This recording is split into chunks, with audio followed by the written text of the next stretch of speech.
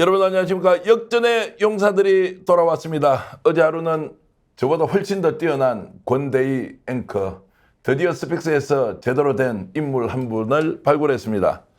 권대희 앵커가 진행했는데 반응이 역시 좋더라고요.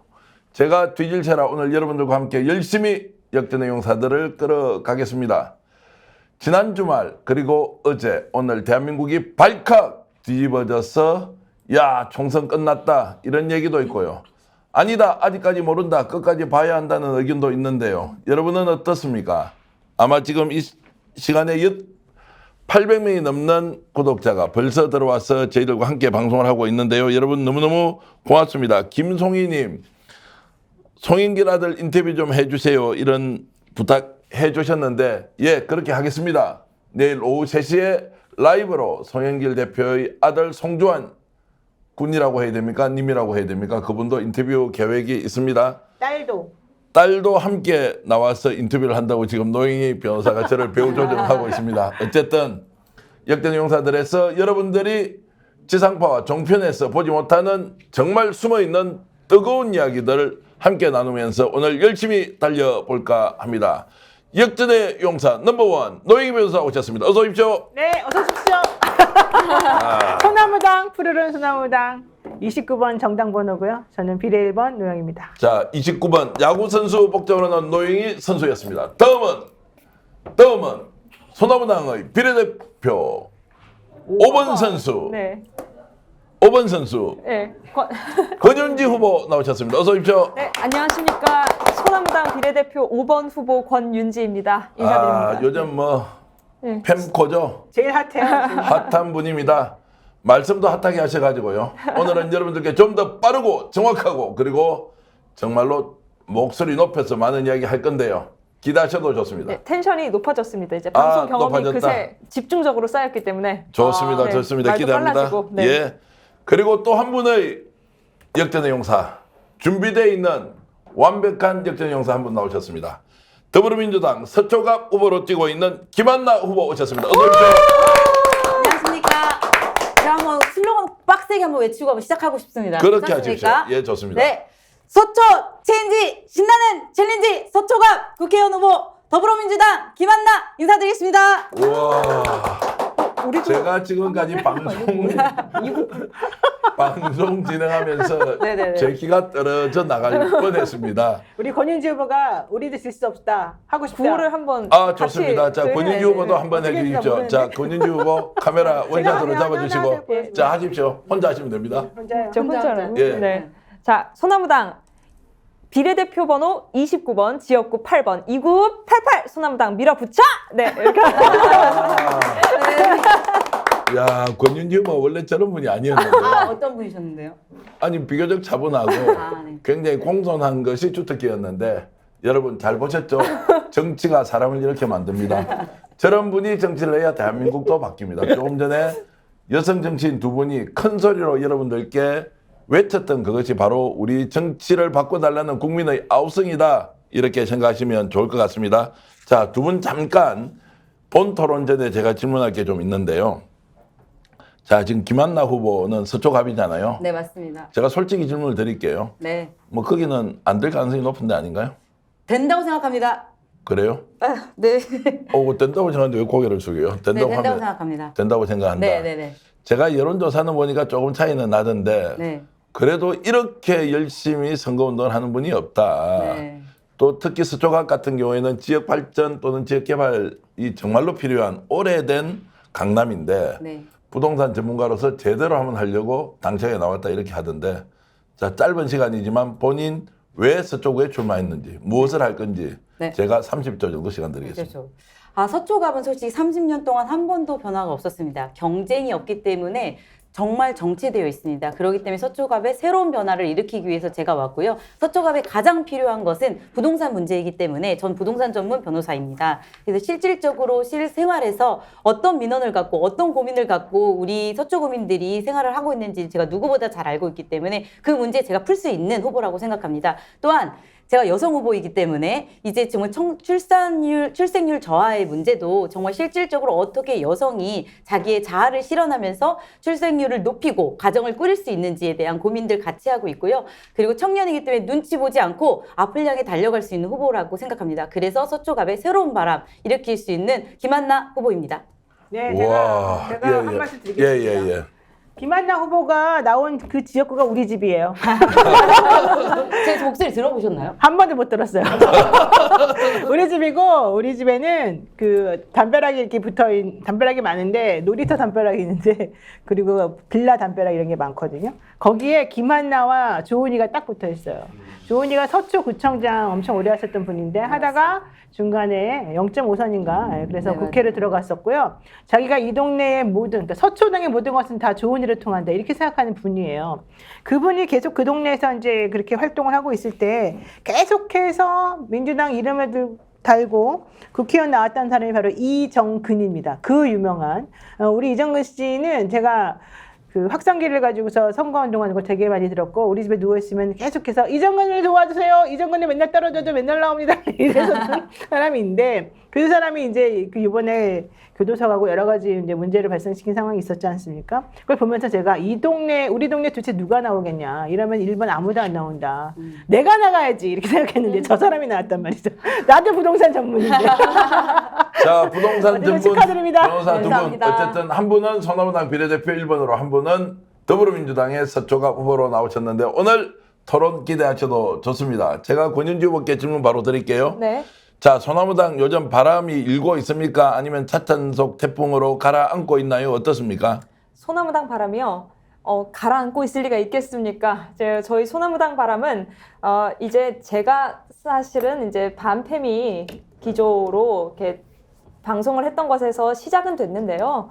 저희 후보님들 특히 그리고 당 대표님께서 한 분 한 분 정말 다른 뭐 평범한 뭐 기타 등등의 후보들에게서 뭐 평범한 후보란 건 없지만 볼 수 없는 아주 전문적이고 독특한 면면들 그리고 특히 저희 당대표님 같은 경우는 청년들에게 정말 감화가 될 수 있는 그런 삶의 면면을 보여주시고 계시기 때문에 이제 제가 막 투쟁적으로 반패미를 외치지 않아도 저희 당 자체에 대해서 이 청년들께서 새로운 정치 문화를 창조해 가시고 있다. 네. 이렇게 생각합니다. 어쨌든 응원하고요. 감사합니다. 제가 시청자 여러분들께 알려드릴 비하인드 스토리입니다. 지상파 종편에서는 보도가 되지 않았지만 제가 단독 보도 좀 해드리겠습니다. 그런데 이제 믿거나 말거나 약간 다른 문제이긴 하지만 제가 빅데이터 분석 자료를 보니까 소나무당이 이번에 현재 지금 정당 지지율로 봤을 때 최대 내석을 얻을 수 있다는 얘기를 제가 들었고요. 또 그 자료는 좀 봤습니다. 여러 가지 분석의 틀이 있는데요. 빅데이터 상으로는 그렇다. 또 다른 하나의 여론조사에는 실제로 소나무당이 두석은 확실하다. 그래서 두석이 1번, 2번이 누구냐. 1번은 제 앞에 앉아있는 노영희 변호사고요. 축하드립니다. 2번은 제가 잘 알고 있는 배인대 대표인데 3%는 무조건 넘긴다. 5%에서 7%쯤 갈 수 있다. 이런 것들을 받고 여러분들께 공유를 해드립니다. 그런데 권윤주 후보가 몇 번이냐? 5번입니다. 지금까지 나와 있는 데이터로는 최대 4명까지 된다고 하면 권윤주 후보는 일단 안 되는데 자, 지금 현님께서 HYUN님께서 슈퍼챗을 보내주시면서 이렇게 글을 올렸습니다. 그냥 눈물 나네요. 감사합니다. 스픽스 소나무당을 알려주셔서 항상 격하게 응원할게요. 소나무 정신 화이팅 이렇게 올려주셨어요. 와, 이런 분들이 뜨겁게 지지하는 분들이 생각보다 많이 있다는 거 현장에서 노희 변호사도 활동하시면서 많이 느끼죠. 당연히 많이 느끼고요. 요즘 제가 예전에 자신이 좀 없었는데 정말 우리 지지하는 분들이 있구나. 이 실체가 존재하는구나 이걸 느꼈고 제가 이제 이름도 다 외우고 있습니다. 너무 감사하고요. 좀 전에 이제 전계한 대표가 현님 얘기하시면서 권윤지 못 될까 봐 걱정하고 눈물 난다 하셨잖아요. 네. 아니에요. 만약에 정철승 아니지 손혜원 의원까지만 되잖아요. 근데 1번이 저고 2번이 변희재고 3번이 손혜원 의원이거든요. 네. 4번이 정철승 변호사고 5번이 권윤지예요. 저는 그만둔다고 안 했기 때문에 저는 제껴놓고 만약에 되더라도 만약에 손혜원 의원까지 3번까지만 딱 되면요. 손혜원 의원 1년 있다가 나간다 그랬고요. 그 다음에 변희재도 1년 있다 나간다 그랬어요. 그러면 비례는 승계가 되잖아요. 네. 정철승과 권윤주는 무조건 됩니다. 그러니까 여러분이 우리는 가성비가 되게 좋은 그런 당이라는 거 잊어버리지 마시고 조금만 찍어주시면 우리 8명 다 돌아가면서 할 수 있다. 이게 지금 저희들을 바라보는 이 펜코의 시각이더라고요. 그리고 여러분, 이제 저도 그런 질문을 많이 받습니다. 제가 5번이니까 당선권 받기 아니냐. 좀 근데 아니야. 네, 그런 질문을 많이 받는데요. 저는 제가 당선권 받기라도 솔직히 상관없습니다.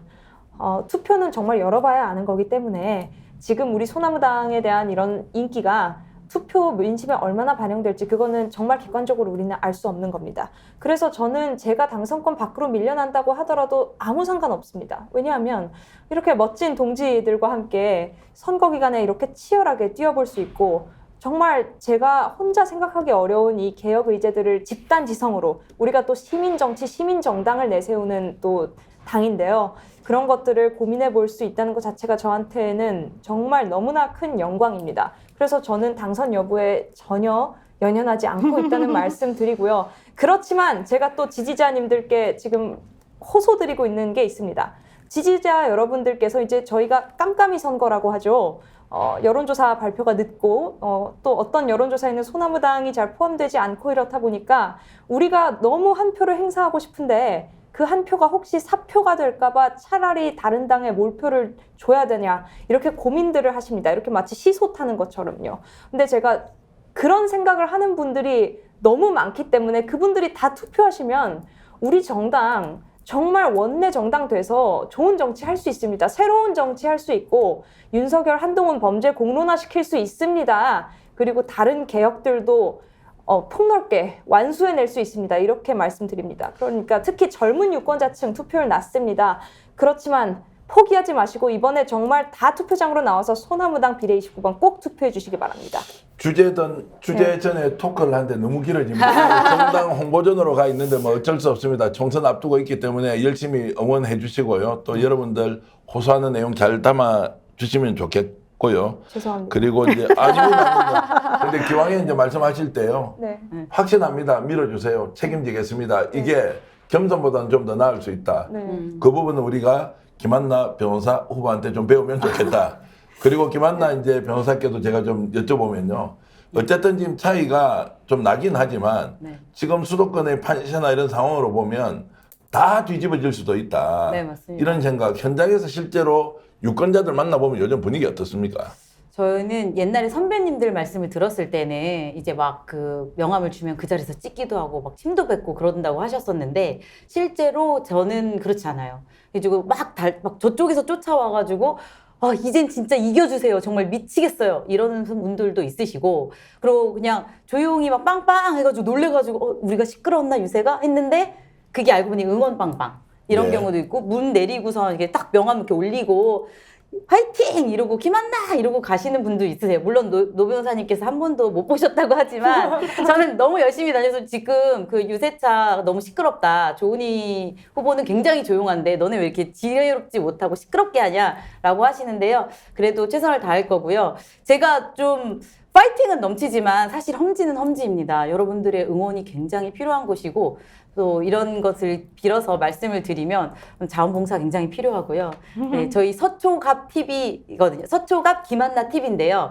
제가 원래 김한나가요 굉장히 유명한 치어리더가 있어요. 그래서 그 치어리더 덕에 제 TV가 뜨지 못하고 있는데 서초갑 김한나 TV 좀 많이 구독해 주시기 부탁드리겠습니다. 네, 네. 저희 집이 서초갑에 10명이 살아요.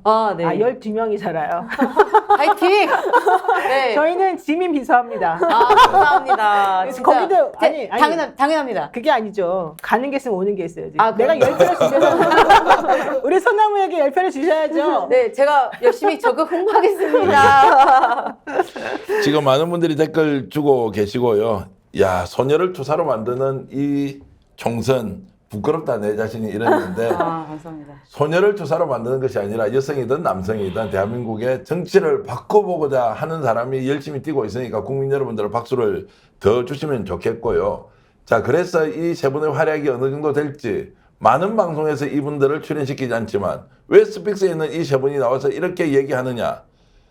메이저 거대 정당에서 지지율 높은 사람이 100명 되는 것보다 정말 정신을 똑바로 차리고 있으면서 정치 바꿀 사람 한 사람이 더 나은 것이 우리 세상에 훨씬 더 이익이 된다는 생각 때문입니다. 여러분, 우리 진행자들 그리고 지금 방송에 참여하고 있는 우리 제작진들, 이 세 분의 조언을 위해서 우리 방송에 지금 동참해 주시는 구독자 여러분들도 크게 박수 한번 드리고 우리 방송 시작하겠습니다.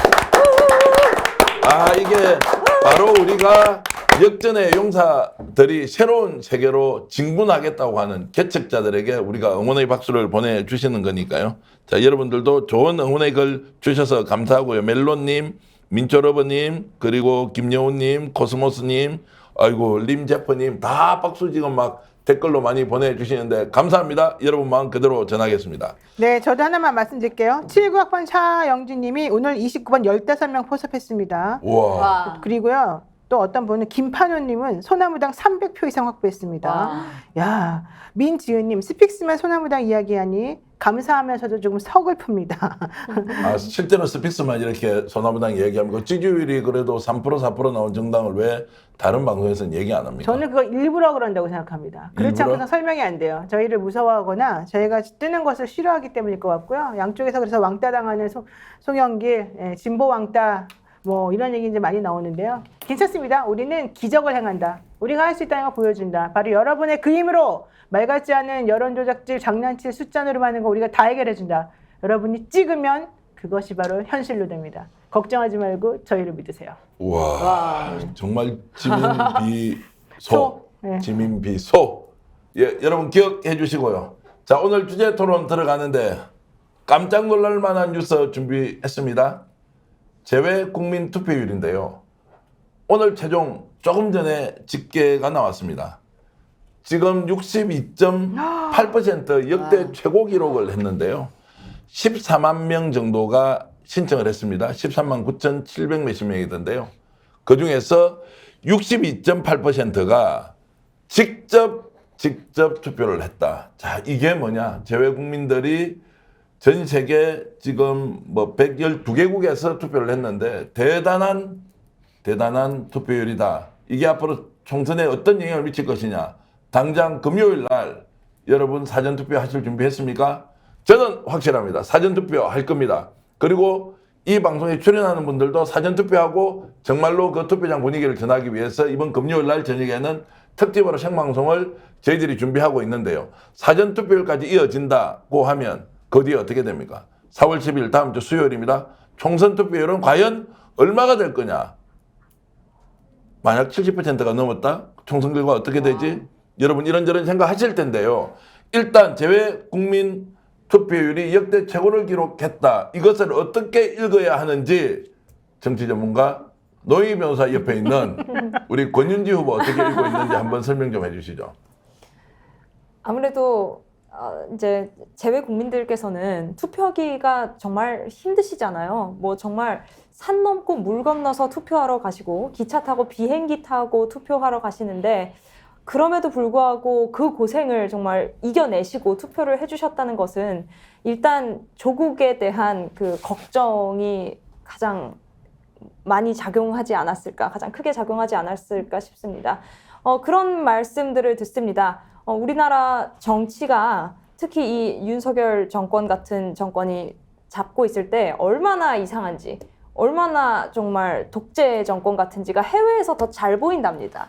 왜냐하면 우리나라에서는 뭐 일부 언론의 이제 편파 보도도 있고 그래서 미디어 환경이 그 정부의 이 뭐랄까요, 폐악이랄까요, 이런 것들을 적절하게 파악하기에 조금 방해하는 측면이 있는데 외국 언론들은 이제 그럴 필요 없이 공정하게 보도를 하기 때문에 이 조국 걱정을 외국에서 더 열렬하게 해주시는 그런 경향이 있다고 알고 있습니다.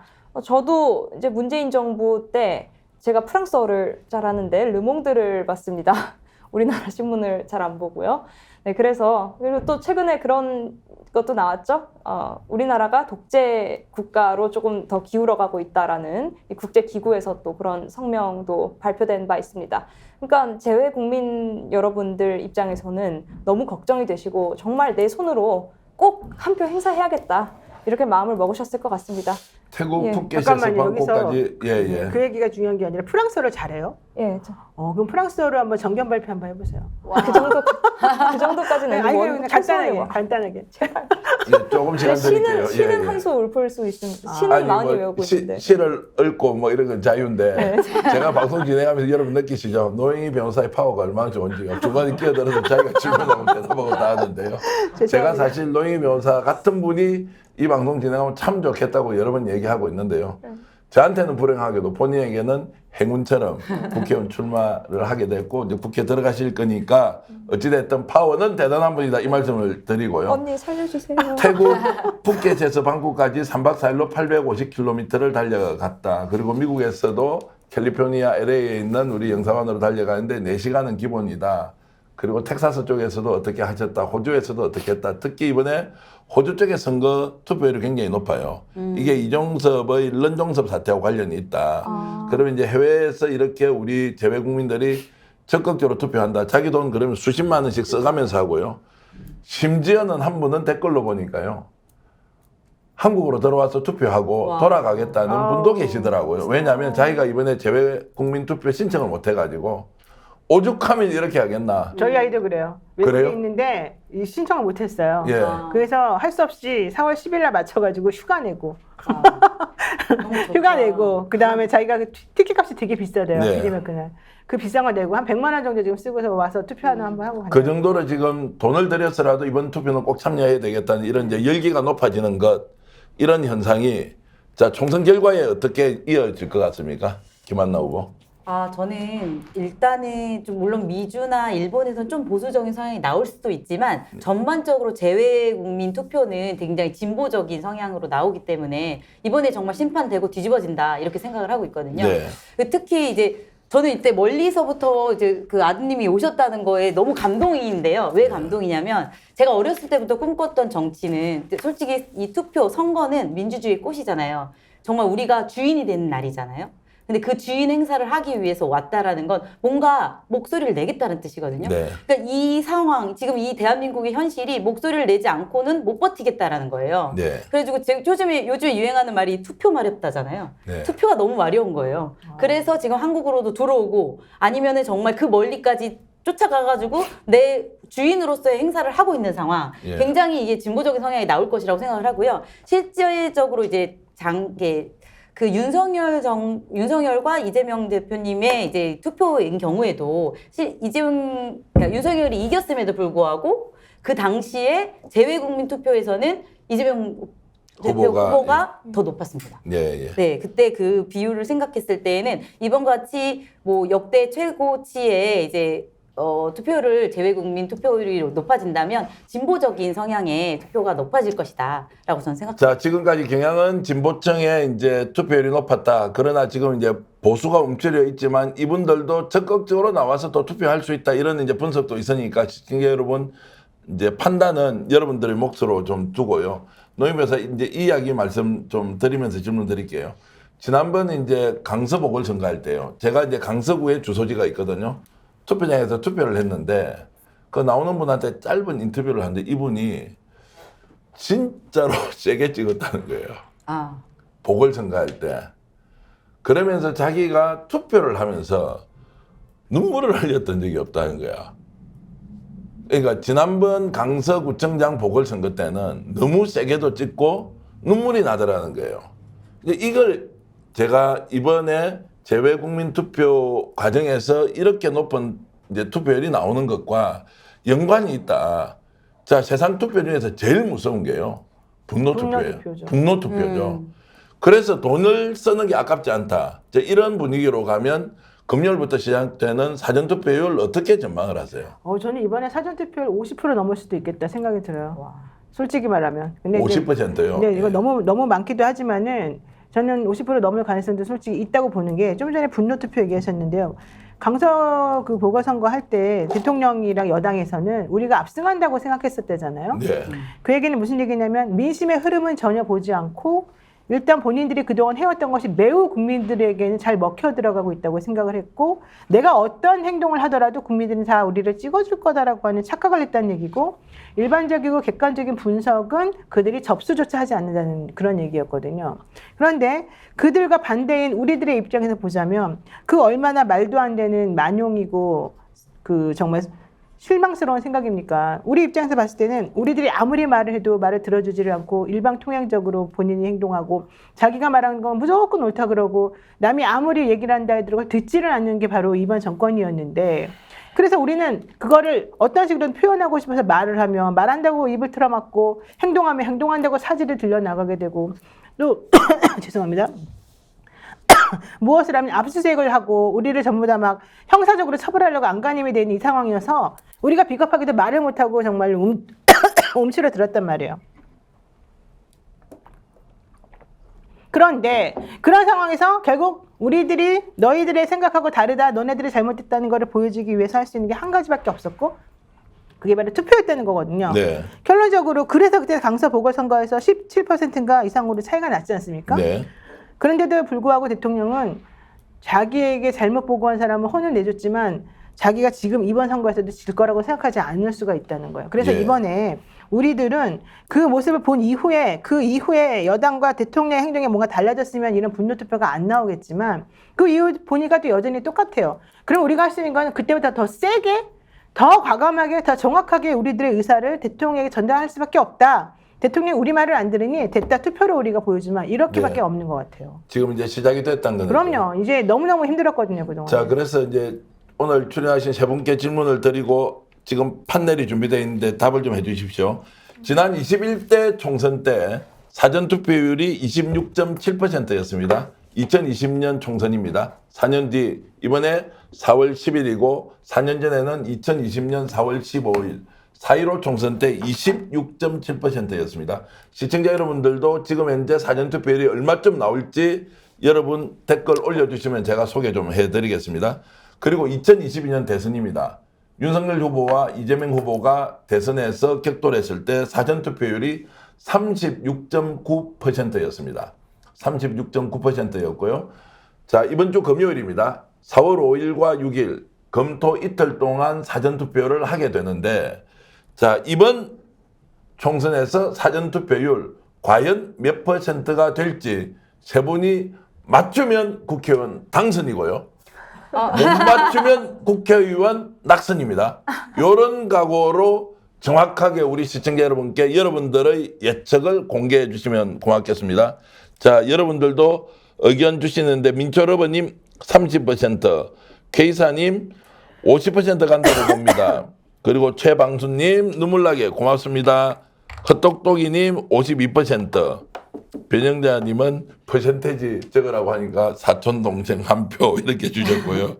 김성수님 50%, 초가 스터니님 42%, 40% 간다.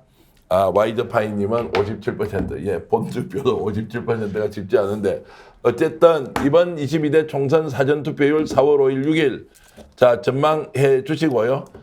전망해 주시고 맞추시는 분이 당선, 못 맞추는 분은 낙선 이렇게 제가 일방적으로 잔인해. 좀 올려야 정하겠습니다. 자, 우리 권인지 후보의 전망치 보겠습니다.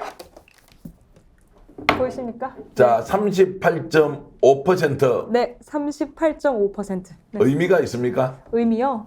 자, 기본적으로 총선 투표율이 대선 투표율보다 낮은 건 우리가 자, 부정할 앞으로 수 좀 없는. 보여주시면서 네. 말씀하시죠. 예. 네, 기본적으로 예, 총선 투표율이 총선과 지선 투표율이 대선 투표율보다 낮은 거는 객관적으로 부정할 수 없기 때문에 네. 너무 환상적으로 높은 숫자를 적으려고 하지는 않았습니다. 예. 근데 다만 이번 총선은 다른 총선과 달리 정권 심판의 분노 투표 기조가 굉장히 강하고 네. 또 비례정당들에 대한 이 국민의 지지도가 심상치 않습니다. 저희 네. 소나무당 포함해서요.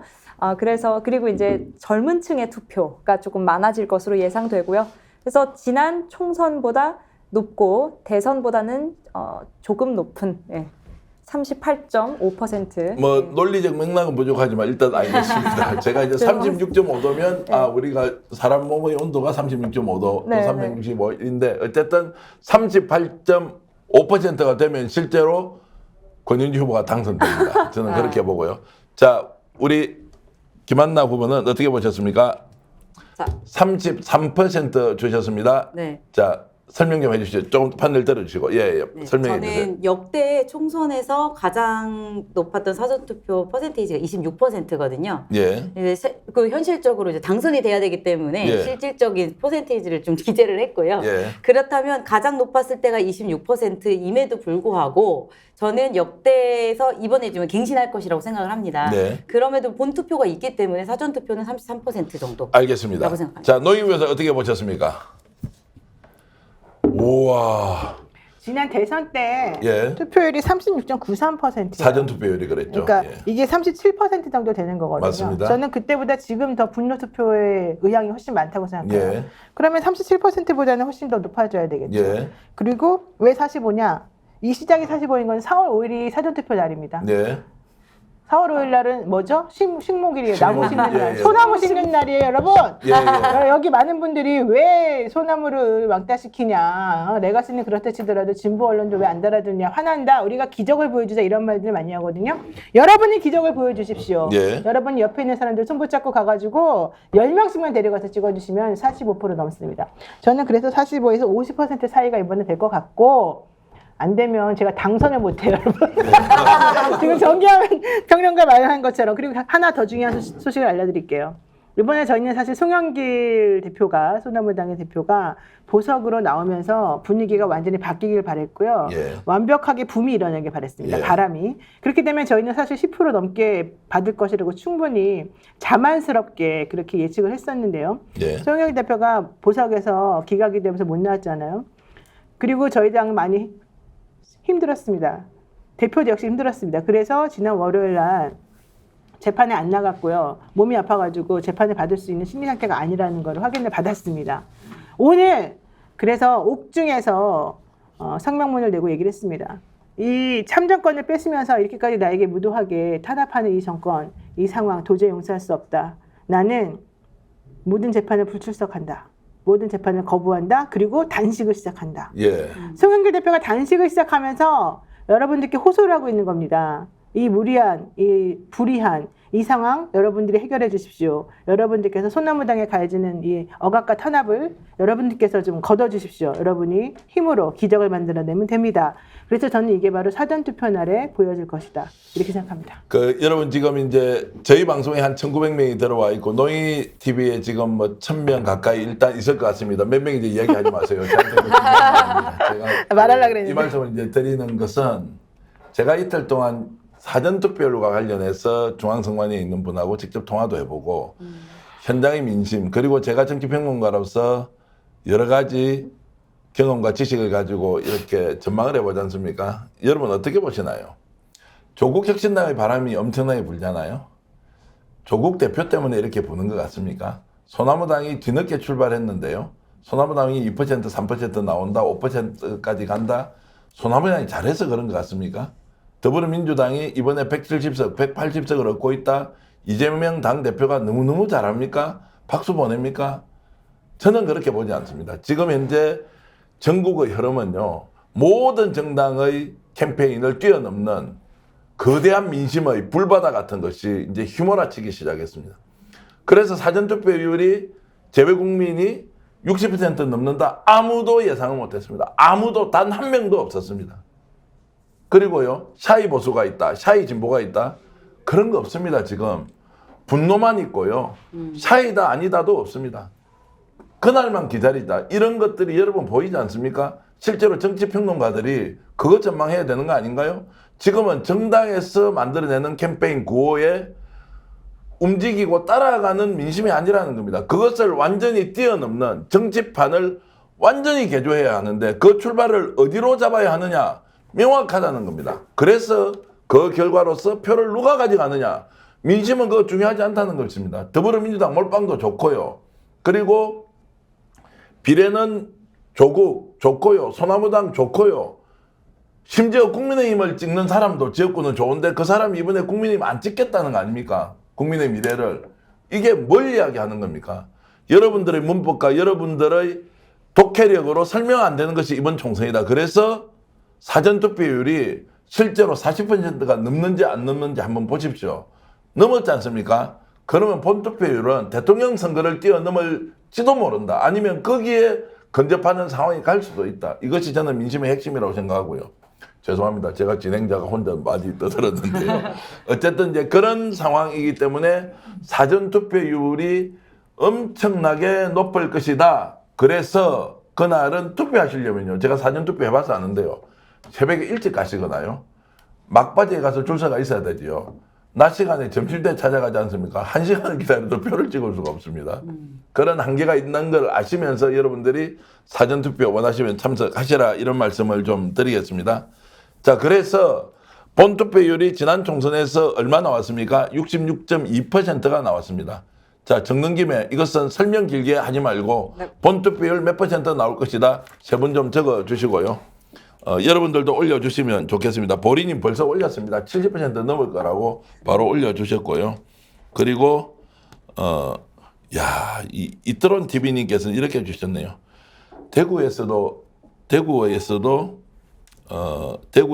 비례대표 29번 찍을 수 있나요? 오, 당연히 찍을 수가 있죠. 51cm 종이에 29번 있는데 이기고 구하자 이런 구호가 소나무당이던데요.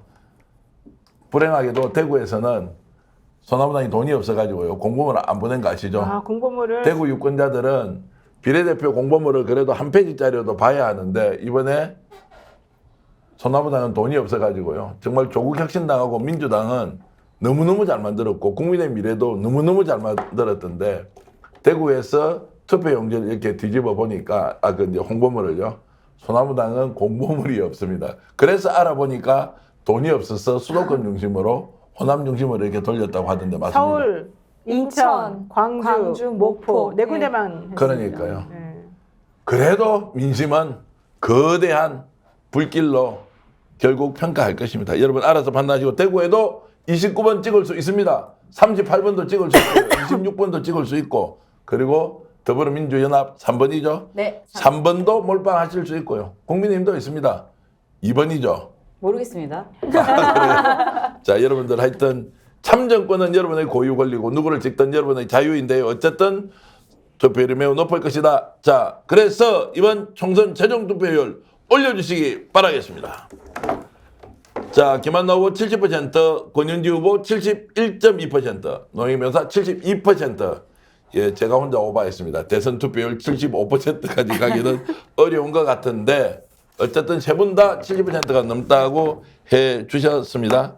자, 여러분들도 자, 많은 분들이 의견 주셔서 감사합니다. 그런데 우리가 이제 주제를 조금 바꿔서 이 얘기를 좀 해봐야 합니다. 이런 상황이면 대통령이 난리가 날 거 아닙니까? 용산이 정말 뒤집어졌을 텐데 어떤 식으로든 총선을 뭔가 이길 수 있는 요소를 만들어서 국민들 설득해야 한다. 그런데 엊그저께 실패했습니다. 자, 대국민 담화 역풍이 심하게 불고요. 대통령 탈당까지 나왔는데 더 웃기는 거는 탈당을 하라고 한 사람이 또 탈당을 안 해도 된다고 일종의 자신의 발언을 뒤집었다고 해야 됩니까? 이거는 또 무슨 쇼냐? 그리고 노임에서 우리가 최초로 이제 공개하는 질문입니다.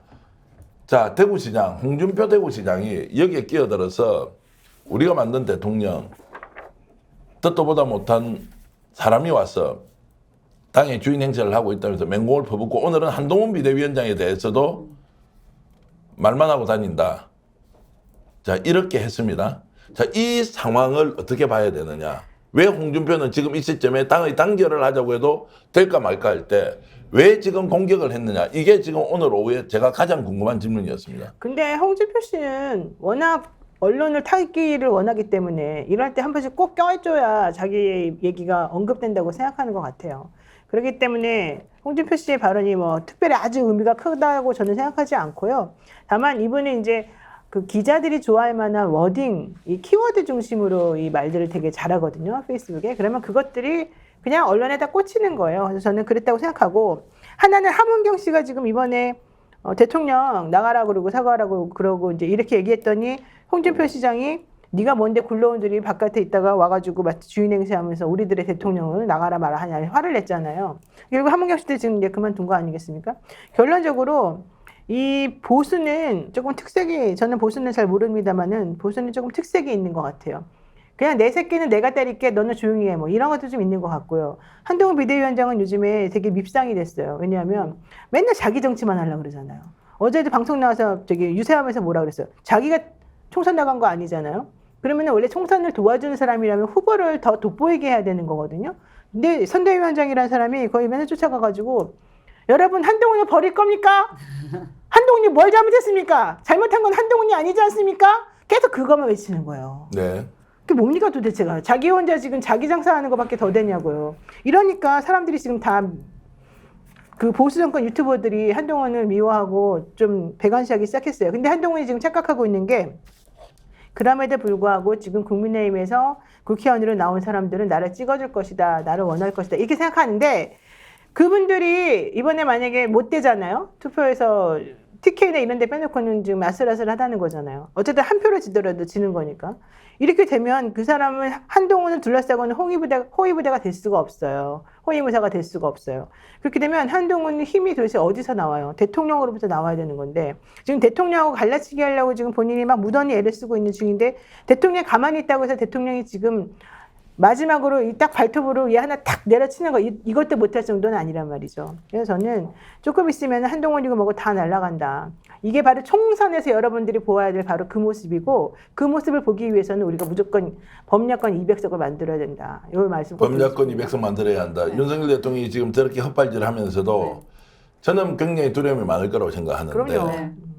근데 추가적인 메시지를 만약에 낸다면 총선이 아무 소리 안 하고 그냥 지나갈 것 같아요? 아니면 뭔가 메시지를 낼 것 같습니까? 어떻습니까? 아, 최후 발악할 것 같습니다. 아니, 좀 표현은 최후발악이라고 이렇게 네네. 하는 거 이건 방송인데 그래도 이게 어쨌든 최후의 발언은 할 것이다. 최후의 발악을 할 것 같습니다. 이렇게 예. 말을 해야 되는 건가요? 아 그렇습니까? 네네. 이게 똑같은 말씀하시는데 어찌됐든 네. 대통령이 어떤 메시지 좀 내놓을 것 같습니까? 사실 저는 이제 뭐 의료 정책, 의료가 의대 정원 증발한 것들이 이제 포퓰리즘적인 이제 총선 전략이었었다라고 생각을 해요. 예. 아무런 소통도 없이 그냥 일반적인 뭐 민중에 대한 요구를 제대로 들어보지도 않은 채 소통 없이 했던 이런 전략과 같이 뭔가 포퓰리즘적인 이 총선을 뒤집으려는 뭔가 목소리를 계속 내려고는 하는데 그거는 진정성이 너무 이미 떨어졌다. 그렇기 때문에 오히려 역풍을 계속 맞을 것이다. 네. 이렇게 생각을 하고 있습니다.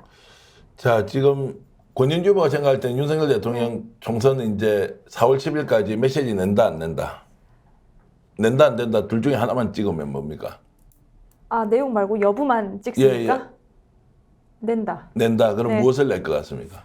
저는요, 이 윤석열 대통령이 의대 증원 2,000명 관련 대국민 담화하는 것을 보고 이분이 정말 혹시 신념형인가 이런 생각을 했습니다. 신념이요. 예. 그러니까 본인이 옳다. 지금 도덕적으로나 뭐 대의 명분적으로나 옳다고 굳게 믿고 있지 않으면은 이런 워딩은 정말 나올 수가 없을 것 같은데 어떻게 이렇게 전혀 정무적인 판단을 하지 않은 워딩을 할 수가 있을까? 그것도 정말 가득 그 기존보다 더 강화된 논조로 예, 그렇게 하는 것을 보고 정말로 이렇게 약간 그 먹통 같은 신념형 있지 않습니까? 네. 그런 존재일 수도 있겠다고 좀 생각이 들었고요. 만약에 그렇다면 총선 전에 뭔가 하나 던질 것 같습니다. 근데 그게 오히려 역풍을 더 가져올 것 같고요. 잘하면 지금 뭐 그런 흐름이 조금 보이고 있기도 합니다만 그 여당인 국민의힘한테도 비판받거나 심하면 버림받을 수도 있다. 그렇게도 생각합니다. 자, 근데 이제 네. 탈당이나 출당 요구 이런 거는 이번에 누군가가 후보가 이야기했다가 그냥 이제 좀 심하게 얘기하면 그냥 뭐 이제 뭐 쭈그러들었어요. 그런데 이제 대통령 메시지는 뭔가 내놓을 것 같은데 그 메시지가 무엇이냐 그리고 그 메시지가 무엇이냐에 따라서 총선 한도를 바꿀 수 있느냐 없느냐 그 좋은 촉으로 노영희 변호사는 대통령이 만약 메시지를 내놓으면 어떤 메시지 내놓을까? 전 대통령이 안 낸다고 봐요. 안 메시지를 낸다. 안 낸다. 왜냐면 내 가지고 성공한 적이 없어요. 예. 그동안 자기 와이프하고 자기하고 나가가지고 한 번이라도 지지율이 막 높아지거나 좋아진 적이 일단 첫 번째 없었고요. 네. 오히려 안 나타날수록 훨씬 더 좋아졌거든요. 이번에 의대 증원도 처음에는 아마 회심의 미소를 지었을 거예요. 국민들 모두가 의사들 숫자 늘리는 거 좋아하니까 나 봐라 지지율 높아지잖아 하고 행복해했을 거란 말이야. 근데 그 이후에 여러 가지 대처를 제대로 못하는 걸 보고 사람들이 실망하고 의사들 지금 콧방귀도 안 끼는 이 모습 보면서 점점 화가 많이 났겠죠. 이런 상황에서 의대 빨리 어떻게 해결하라고 사람들이 난리치니까 내부에서 탈당하라는 얘기까지 하면서 내가 해결해보마 라고 하면서 아마 이번 담화를 기획했을 겁니다. 하지만 담화를 기획하고 나서 뚜껑을 열어보니 모든 곳에서 다 욕이지 그게 제대로 됐다고 한 사람이 한 명도 없어요. 그러면 내가 사실은 이렇게 크게 그냥 난 맘먹고 하나 절치부심해서 내놓은 안이 뭔가 먹혀 들어간 줄 알았더니 완전히 폭망이었어. 이것 때문에 더 문제라고 생각해. 사람들이 이걸 가지고 공격해.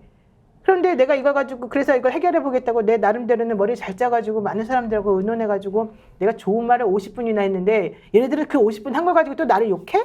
나보고 뭐라 그래? 도대체 이것들은 뭐라고 생각하는 거야? 아마 이런 생각 가지고 있을 거죠. 그럼 앞으로 무슨 말을 하겠어요? 결국 한다는 걸 할 수 있는 말은 나 출당하겠습니다. 내가 잘못했습니다. 나 탈당하겠습니다. 내가 여러분들하고 생각이 많이 달랐는데 그동안 오만 불편한 거 미안합니다. 내 와이프 거 특검 시키겠습니다. 이렇게 하는 거 말고는 이 상황을 해결할 수 있는 게 하나도 없어요. 네. 근데 대통령의 특성상 그럴 말할 사람이 아니잖아요.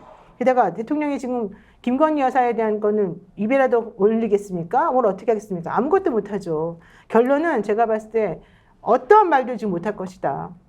이 상황을 타개하고 싶은 거는 맞겠지만 타개할 수 있는 방법이 일단 안 보이고 입을 열고 싶어서 근질근질 하겠지만 사람들이 입을 못 열게 할 것이다. 결국은 선거 날까지 아무것도 안 나온다. 저는 그렇게 봅니다.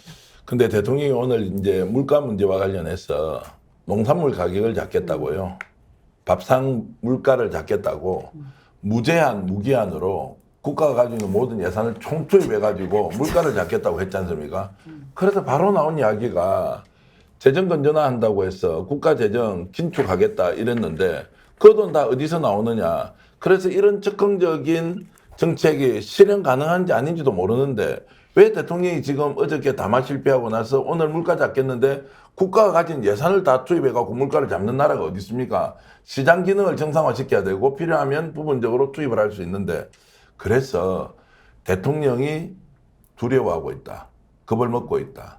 그리고 많이 흔들리고 있다. 이렇게 읽는 사람도 있습니다, 지금. 그렇죠. 네. 근데 제가 예. 뭐 한마디 드려야 될지 모르겠는데 제가 저희 법조인이잖아요. 예. 그래서 윤석열의 과거 이야기를 한번 들은 적이 있어요. 예, 예. 대통령이. 이런 이야기 해도 될까요? 아, 뭐더 유튜브니까요. 좋죠. 예, 네네.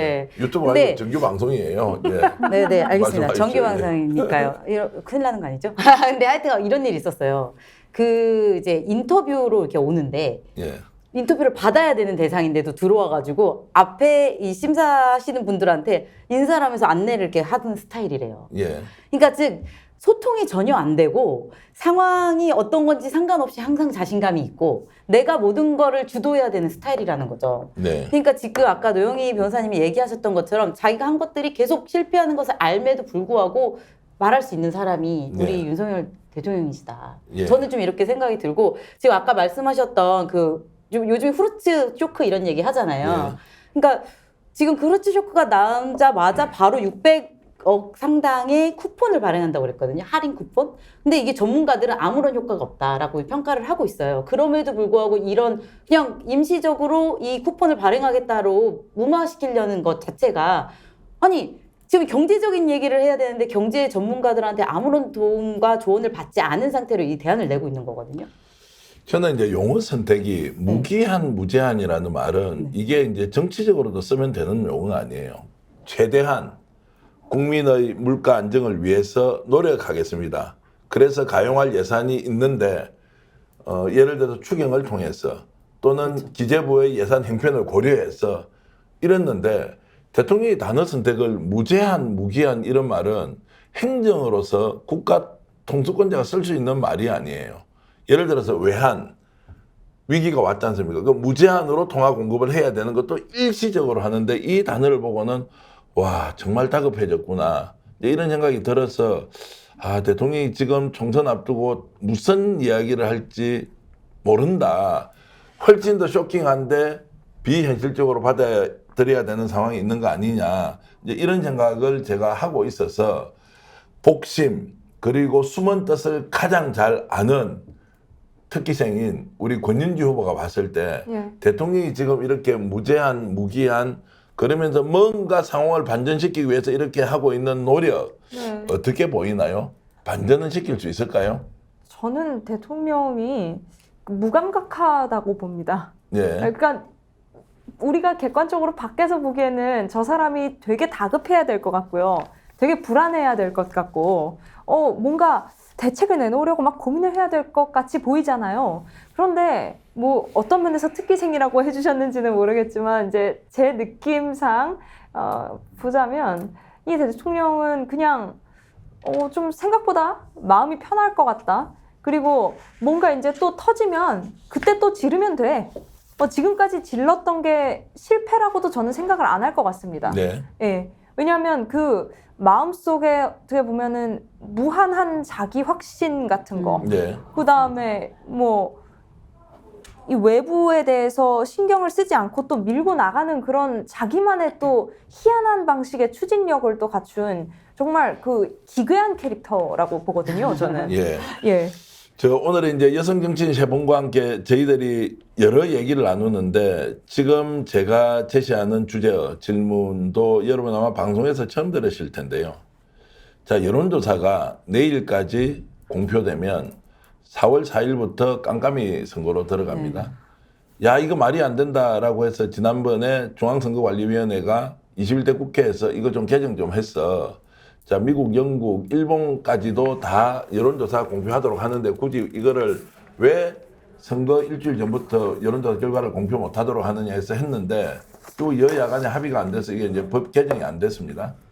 기간도 너무 길다는 거죠. 그렇지만 이게 이제 현실을 바꿔 나가야 한다. 여론조사 공표 금지가 잘못되었다. 근데 언론사에 있는 저희들은 여론조사 계속 보고 있거든요. 다만 이야기만 못 하는데 제가 질문드리고 싶은 거는 노영희 변호사. 이번에 깜깜이로 가면 자, 7일 전에 결정난 것이 뒤집어지는 거는 전국에 10개에서 20개 정도 초접전 지역 그 상황이 뒤집어지겠지만 사실상 결판이 나 있다. 그러면 질문은 이겁니다.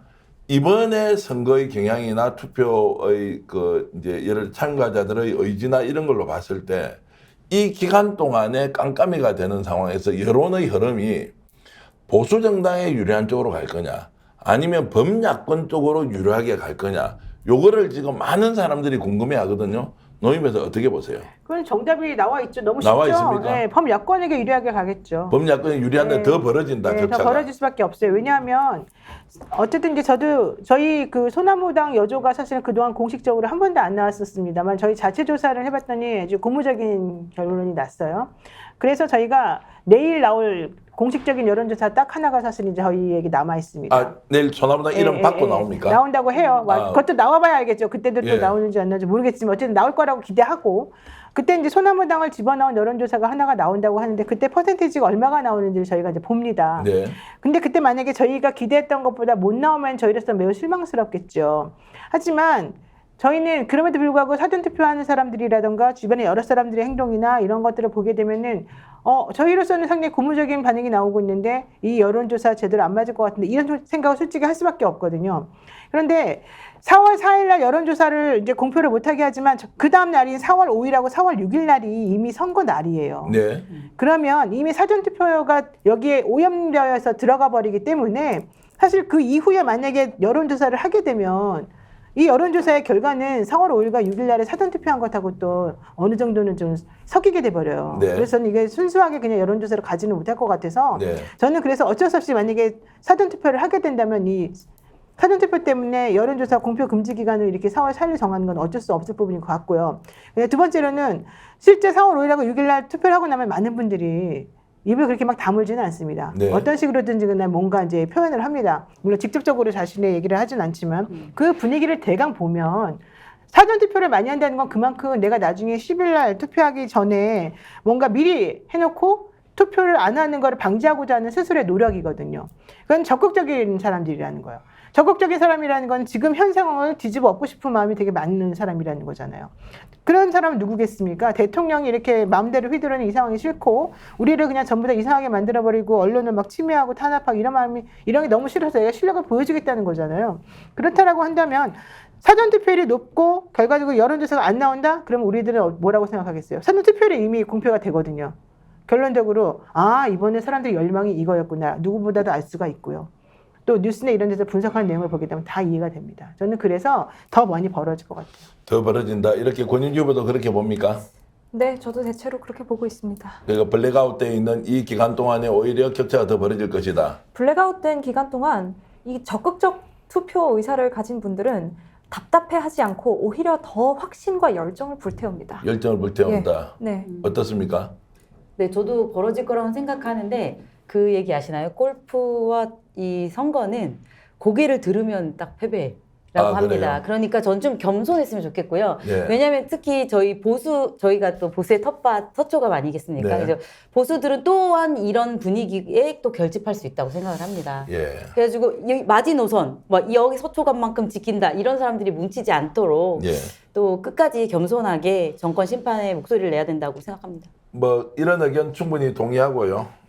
예, 알겠습니다. 그런데 제가 약간 다른 아, 네, 점이면요. 뒤집어집니다. 뒤집어집니다. 아니, 그래서 제가 이제 말씀을 네네. 드리면 이 이제 민심이라는 게 워낙 잘못한 것이 많아가지고 양쪽 다 국민들로부터 아예 버림을 받는 상황에서는 자, 겸손함이 정말로 민심을 더 이제 이렇게 끌어오르도록 하는데 좀 이렇게 이제 영향이 있다고 이렇게 볼 수 있지만 지금은 이제 끌어올려서 더 많이 참여하도록 하는 게 맞느냐 아니면 맞습니다. 겸손한 모드로 조용하게 가자고 하는 게 맞는지 이제 여러분 좀 지켜보시면 좋을 것 같고요. 그런데 저는 정말 딱 한 가지 말씀만 드리고 싶은 게 저희 범야권 이 진보 시민들이 우려해야 되는 점이 한 가지 네. 있는 것 같습니다. 그게 뭐냐면 이 국민의힘 여당에서 예.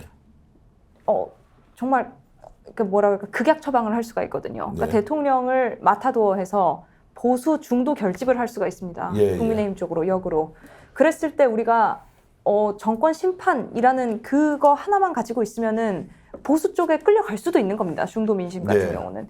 그래서 우리는 각 당별 공약, 각 당의 특수성, 개혁 의제 이런 것들에 좀 더 관심을 가지고 소신 투표, 적극적 투표, 그리고 이 선거에 대해서 정말 너무 정치 전략적으로만 해석하지 않고 정말 내 정치적 목표와 내 신념이 뭔지 나를 정말 잘 대변해 줄 수 있는 정당이 어딘지 이런 것에 대한 이제 진지한 좀 고민도 필요하다 봅니다. 예, 학교 선생님 말씀 잘 들었고요.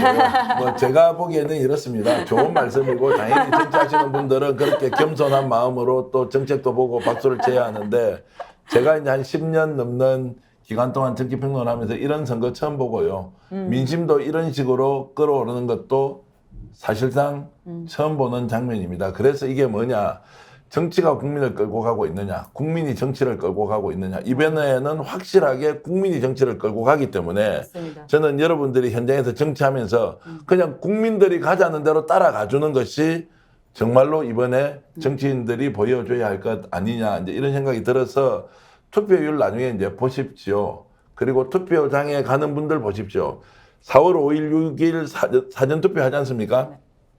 그 여론조사 바로 나오거든요. 그러면 아무래도 진보 쪽으로 좀 더 유리하게 되지만 그걸 감안하고 보더라도 사전투표율과 사전투표 결과에 대한 이제 일종의 이제 그 정보 공유 단위의 여론조사 결과 개인적으로 연락 주시면 제가 다 공유하겠습니다. 언론사에 들어온 정보들이 있기 때문에 그걸 보면 이번 총선 결과가 어떻게 되겠다라고 이제 판단할 수 있고요. 겸손도 좋고 국민들에게 진솔하게 다가가는 것도 좋은데 판세는 거의 결정난 것 같다 이런 말씀을 좀 드리면서 자 그래서 국민들이 지난 총선에서 66.23%의 투표율을 기록했는데 이번에 이제 투표율 얼마를 할 것이냐 해서 아까 세 분 다 공이 70%가 넘는다고 했고요.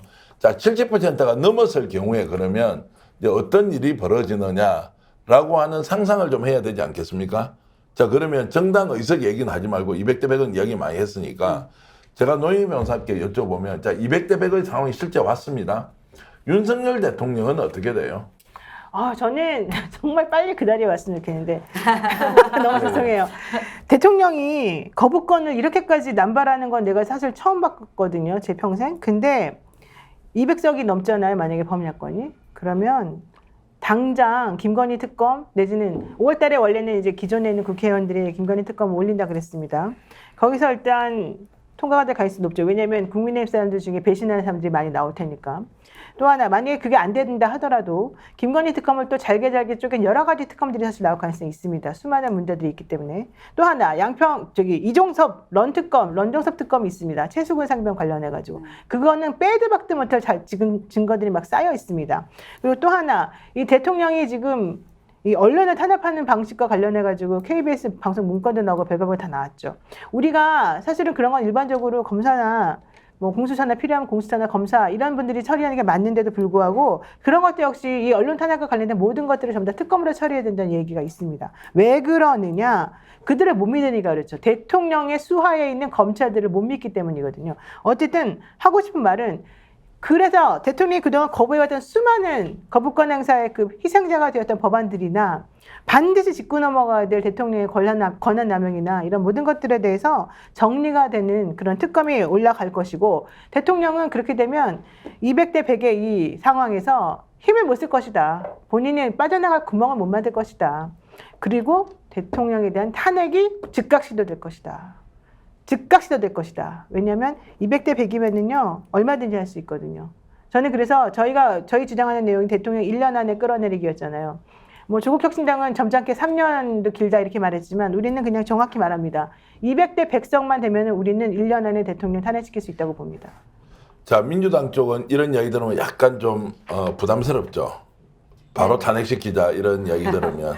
근데 저는 지금 계속 이게 정권 심판 이야기를 하고 있잖아요. 예. 그래서 후보 개인적으로는 군주 민수, 지금 군주 민수라는 말이 있듯이 예. 지금 우리 민이 물이 되어서 배를 뒤집는 상황이라면 그 민의 마음을 그대로는 올려야 된다. 예. 그런 마음이 들고요. 그게 제대로 된 정치라고 생각합니다. 대의제의 의미는 국민의 뜻을 제도권 정치에 넣고 그것을 발현시키는 것이라고 생각하기 때문에 네. 저는 민심을 따라야 된다고 생각합니다. 민심을 따라야 네. 한다. 그러니까 그거는 이번 4월 10일 총선을 통해서 확실히 민심이 밝혀질 것이고 그거에 따른 저희 그 정치가들은 그 민심을 국회로 가져가는 것이 우리의 의무다. 자, 만약에 200대 100의 상황이 오면 김 후보께 제가 좀 여쭤보면 아, 네, 감사합니다. 저도 뭐 자연스럽게 나왔습니다. 자연스럽게 나왔는데 뭔가 200대 100의 상황이 오면 그 민심의 핵심을 어떻게 읽어야 됩니까? 대통령 물러나가라 이렇게 읽어야 되는 게 맞습니까?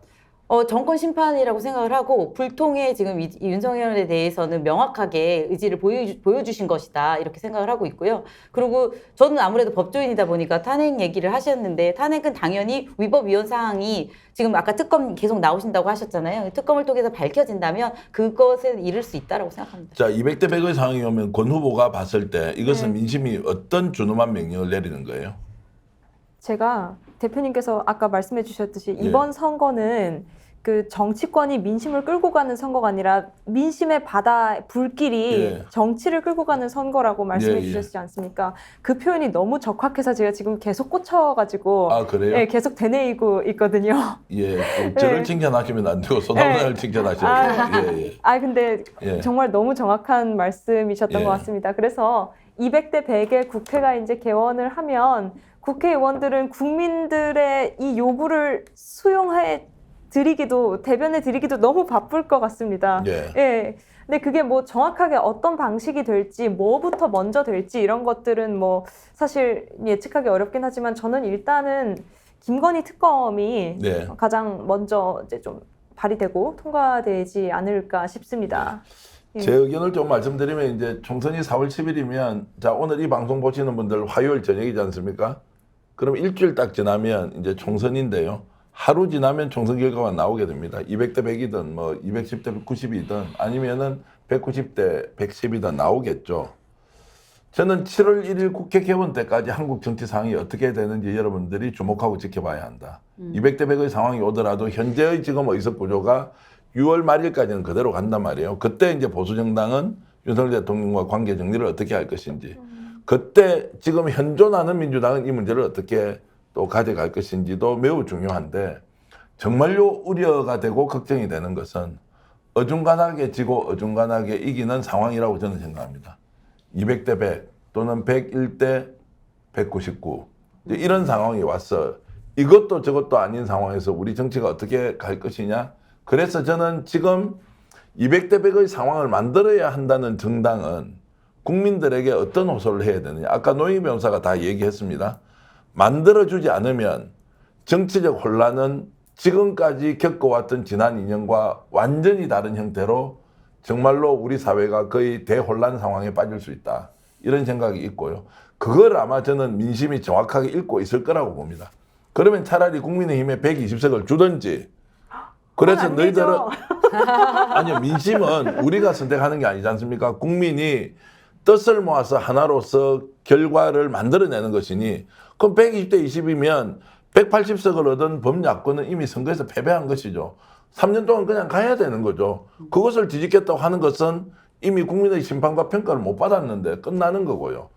200대 100의 상황이 오거나 그 이하의 국민의힘 의석수가 되면 그때는 뭡니까? 정치권이 나서서 이 문제를 민의를 받아서 그대로 행동을 옮겨야 되는데, 제가 여기서 중요한 말씀을 좀 드리겠습니다. 장한나 우리 김한나 후보처럼 이런 분들이 정말 열혈 정신으로 민주당에서 당선돼서 험지에서 국회의원이 탄생해야 되는 것도 동의하지만, 저는 소나무당이나 조국혁신당 이런 곳에서 실제로 200대 100의 상황이 왔을 때 민주당이 제대로 싸우겠습니까? 솔직히 저는 이재명 당대표나 민주당 국회의원 중에서 다선 중진 이번에 막 공천받고 정말로 기득권인지 소득권인지 구분도 안 되는 이런 분들이 정치하고 있는 이 판에서 정말로 민의를 그대로 반영시켜서 총선 결과를 국민의 뜻대로 움직일 것이냐, 거기에 대한 확신이 여전히 없다는 겁니다. 그래서 저는 이번에 소수정당, 험지 출신 이런 사람들이 당선이 많이 돼야 한다. 국민들이 지금 해야 한다면, 그 민심의 거대한 불길을 만들어 주신다면 소수정당이 끝까지 목숨 걸고 싸울 사람들 국회 입성하도록 해야 되고요. 강남에서 도저히 안 된다고 하는 분이 당선이 되어서 이분들이 오히려 더 깃발 들고 나서서 다선 중진, 그냥 깃대만 꽂으면 당선되는 호남, 그리고 서울 경기 지역에서 그냥 꽂으면 당선되는 지역에 있는 국회의원들보다 훨씬 더 잘 싸울 수 있다. 이걸 저는 스픽스를 보는 애청자, 시청자 여러분들이 정말로 지지해 줘야 되는 거 아니냐, 이런 말씀을 제가 드리고 싶은 거죠. 민심의 거대한 파동은, 박수 치고 싶습니다. 감동받아가지고 박수가 절로 나와요. 제가 그렇게 하려고 하는 건 아닌데 깜짝 놀랐어요. 어찌됐든 제가 이 말씀을 드리는 것은, 지금 우리는 총선 끝났다는 거 동의합니다. 어떻게 끝날지도 예측합니다. 그런데 더 좋은 나라는 총선이 끝나고 나서 만들어지는 거지 않습니까? 민심은 이렇게 표현했는데 정치가 그때는 받아내야 하는데, 이 정치인들이 진짜 받아낼 수 있겠느냐? 그래서 저는 노영희 같은 사람, 권은지 같은 사람, 김한나 같은 사람이 국회에 진출해서 국민의 뜻과 의지를 그대로 받아서 행동으로 보여줄 사람, 선량들을 뽑아야 한다, 이런 말씀을 제가 드리면서, 여러분들 응원을 하는 게 아니라요, 제가 진심으로 우리 방송을 보는 시청자 여러분들께, 국민이 주인 되는 나라는 국민의 뜻을 받들어서 똑같이 행동해주는 정치인이 있을 때 가능하다, 이 말씀을 제가 드립니다. 아이고, 너무 제가 지금 연설하는 중인데, 어찌됐든 세 분 선전해 주시고요. 소나무당 잘 될 거라고 저는 확신하고요. 내일 여론조사 나온다고 하셨지 않습니까? 꼭 나오도록 오늘 저에게 확인해 주시고요. 이번 사전투표 세 분 다 하십니까? 어떻습니까, 지금? 하죠. 합니다. 네, 저도 하고요. 투표합니다. 네. 사전투표하고 가족도 같이 가서 다 사전투표 하실 거죠? 네네. 네. 지금 우리 방송 지금 관람하시는 분들도 다 사전투표 하시죠? 그러니까 봐봐, 아이고, 이 예. 안에서 벌써 거의 100%잖아. 그러니까 사전투표 이렇게 이제 많이 하신다고 하니까, 여러분은 어떻습니까? 이번에 사전투표 하시고요. 그리고 그 결과 보면서 좀 더 겸허하고 겸손하게, 우리는 끝까지 지켜야 할 겸손은 누가 이기고 질 것이라는 것에 대한 예상에서 겸손할 것이 아니라, 어떤 민심의 결과가 나오더라도 그것을 존중하고 그 뜻을 받들어서 살아가자. 내가 믿는 사람이 지든 내가 믿는 사람이 이기든 그 최종 결과는 국민들이 결정한다. 이 마음은 변치 않아야 할 것 같고요. 노영희 변호사도 한 말씀 해주시죠. 네. 제가 총선 끝난 다음에 상황에 대해서 한 말씀 드리겠습니다. 이거 되게 중요한 부분이니까 집중해서 들어주십시오. 총선이 끝나고 나면 스픽스 방송이라는 곳이 어떤 곳인지를 여러분들이 정확히 판단하고 이해하게 됩니다. 스픽스는 의리가 있는 방송이고, 스픽스는 다른 방송하고 다르게 모든 방송들에 대해서 편견을 가지고 있지 않고 많이 합리적으로 그 객관적으로 상황을 좀 정리해서 알려드리려고 하는 노력을 하는 그런 방송국이라는 걸 여러분들이 충분히 이해했을 것입니다. 어떤 분들은 스픽스에서만 소나무 얘기하니까 스픽스가 편협한 거 아니냐라고 주장할지 모르지만 어느 곳에서도 말하지 않을 때 스픽스 혼자 깃발을 들고 얘기를 했습니다. 용감한 방송국입니다. 저는 그래서 이번 총선 끝나서 만약에 정말로 이 소나무당에 몇 명이라도 한두 명이라도 정말 들어가게 되면 그거는 전적으로 스픽스 덕분이라고 생각하고 그렇게 정말 사람을 믿고 사람을 위해서 정치를 해주고 사람을 위해서 방송을 만들어주는 스픽스를 위해서 제가 한번 바치겠다. 나를 진행대로 써달라. 이 얘기를 제가 꼭 하겠습니다. 아니 말씀을 들으니까 되게 고맙고 좋긴 한데 저는 뭐 이렇게 말씀드리겠습니다. 그런 말씀을 주관적으로 해주셔서 감사한데 그런 마음이 있으시면 정말로 국민들을 위해서 좋은 정치로서 좋은 정책으로서 대한민국을 우뚝 세워주는 노영희 변호사가 되시길 바라고 권 후보께서도 이제 선거 기간 지금 8해 남았습니다. 네. 자, 국민들께 호소히 한 말씀 부탁드리겠습니다. 아, 네. 국민 여러분, 소나무당 지지자 여러분, 사전투표 많이 해주십시오. 사전투표를 보면 우리 지금 소나무당 2030 청년들의 힘으로 지금 많이 떠받쳐지고 있습니다. 그리고 이 밭가리에 진심이지 않고 대체로 정치 성향을 잘 얘기하지 않는 청년들이 표를 모으고 있습니다. 그 힘을 사전투표에서 투표율로 보여주십시오. 그러면 다른 지지자분들도 더 희망이 생겨서 더 열심히 밭가리를 하고 결국 우리는 총선에서 정말 유의미한 결과를 가져올 수 있을 것입니다. 그리고 제가 소나무당 후보지만 너무 저희 당만 얘기하면 안 되겠죠. 이제 예. 제가 좀 끼어들면요. 마지막 그 말만 안 했으면 한 90점 됐는데 마지막 그 말을 해서 그런데 우리 양채원 CP께서 특별히 그 뒷부분만 잘라서 앞부분을 쇼츠로 좀 만들어서 국민들께 사전투표 해달라는 그 소나무당의 절절한 호소를 권윤지 후보 이름으로 좀 올려주시면 감사하겠습니다. 우리 양 PD님 되겠습니까? 아이고 예 좋다고 이렇게 하트까지 보내주셨는데 하고요. 그리고 서초갑 지역구에서 혈혈단신 그러나 맹렬한 기세로 출격전을 벌이고 있고 기적을 이뤄낼 각오를 하고 있는 우리 김한나 후보께서도 국민들께 한 말씀 호소해 주십시오. 네, 하면서 이거 좀 아, 올리고서 좋습니다. 시작하고 예. 싶습니다. 네. 안녕하십니까. 저희 서초갑은 지난 30년간 경쟁이 없었습니다. 그래서 너무나도 정체되어 있었는데요. 선거는 민주주의의 꽃이고 축제입니다. 여러분들이 주인이 되는 그날 서초갑에 민주주의의 축제가 되고 지금 이 4월에 만개한 벚꽃과 같이 민주주의의 꽃이 만개할 것 같습니다. 여러분들의 힘이 그 서초갑의 변화가 대한민국의 변화가 될 것이고요. 대한민국의 변화가 이 세계 전체의 최고가 되는 우리 서초를 만들 것이라고 생각합니다. 그런데 여기에 우리 서초갑 사람들이 제가 있는지를 잘 몰라요. 우리 노영희 변호사님처럼. 그렇기 때문에 아는 분들, 지인분들 좀 많이 소개해 주시고요. 저 SNS 서초갑 김한나 TV 좀 구독 부탁드리겠습니다. 근데 진짜 어디서 갑자기 나타난 거예요? 네. 저희 이제 중앙장에 특명을 받고 지금 빨간 깃발을 꽂고 서초도 파랗게 변하게 하려는 좀 노력을 하고 있고요.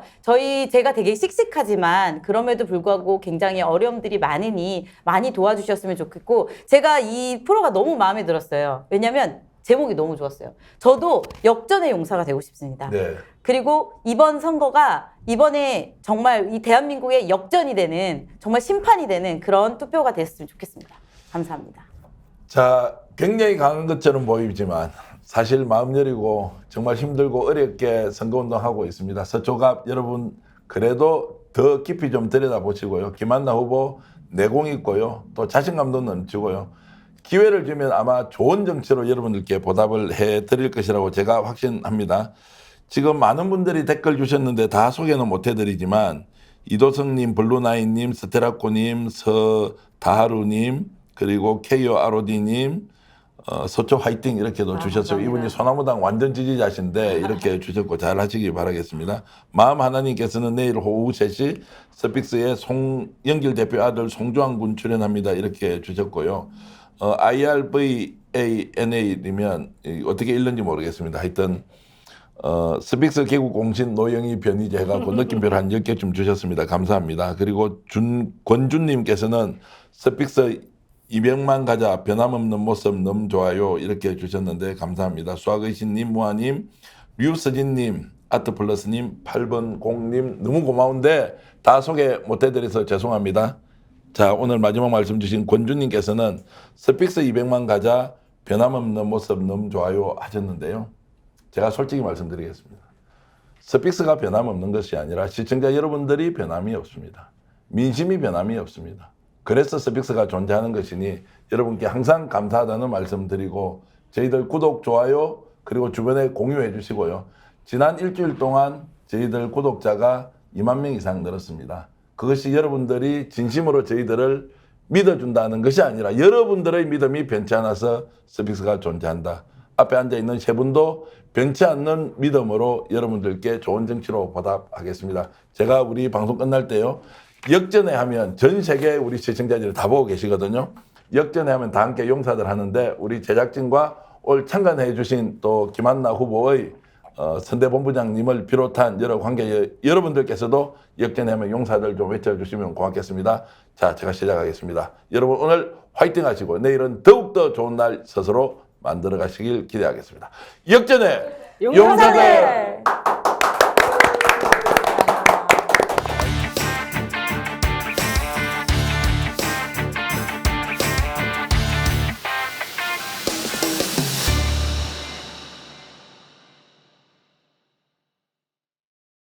스픽스는 말하는 언론입니다. 대세는 유튜브, 그중에서 스픽스.